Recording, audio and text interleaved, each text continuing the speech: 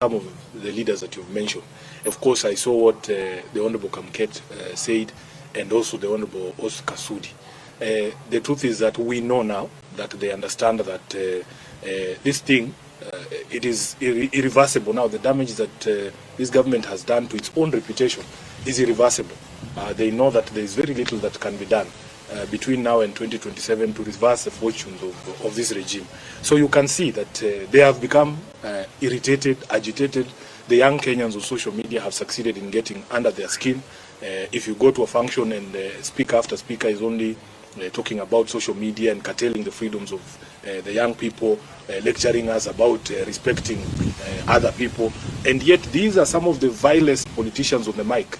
They themselves cannot show you the respect that they want other people to show them.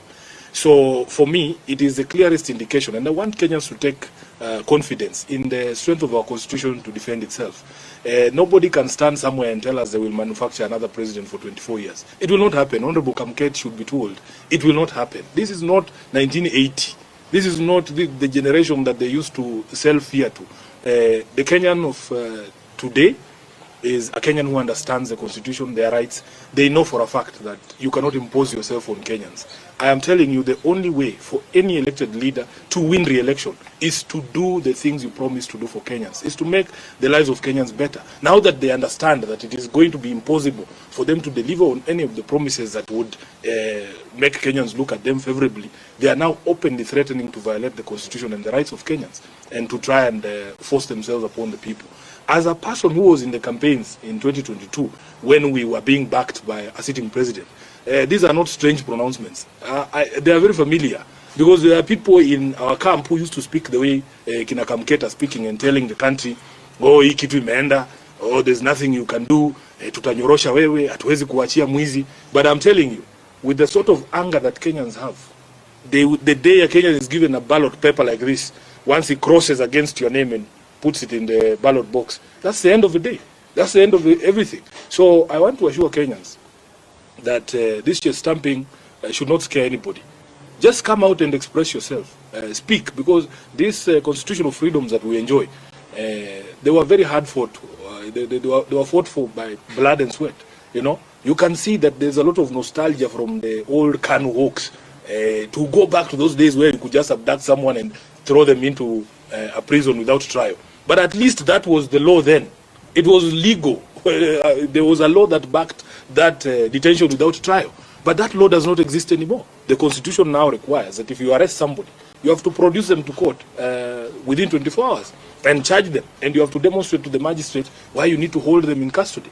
The reason why they are abducting these young people is because there is no law that exists that says you cannot insult a leader. There is no law that says that you cannot insult the president. In fact, our High Court has already said that the freedom of expression extends to insults. The freedom of expression does not mean I have to be nice to you. It doesn't mean that I am forced to say things that you want to hear. Freedom of expression means I have to speak the way I see things. And instead of them addressing, why are Kenyans so angry?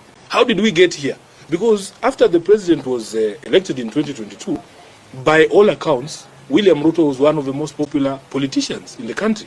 What did he do in the intervening period to lead to a place where he's being insulted left, right, and center? Instead of addressing those questions, the cause, they are addressing the symptoms. And I can tell you, for as long as your policies and the actions of your government continue to make life more difficult for Kenyans, for as long as you don't demonstrate respect for the people, for as long as your court jesters, the ones you are talking about, are speaking to Kenyans in the way that they are speaking to them, then nobody is going to respect you. Respect is earned. It's not something you force. You cannot force people to respect you. Respect is earned from how you conduct yourself, how you relate with people, how you demonstrate respect for the people as required under Chapter 6 of the Constitution. So unfortunately for him, he is surrounded by people who have decided that they have to tear him down. They are going to take him down. If there is anybody to be blamed for the one-term presidency of Ruto, it will be Kamket, it will be Oscar Sudi, and the likes who are surrounding him there, giving him bad advice, including my uncle Atwoli. Speeches from some of the leaders that you've mentioned. And of course, I saw what the Honorable Kamket said, and also the Honorable Oscar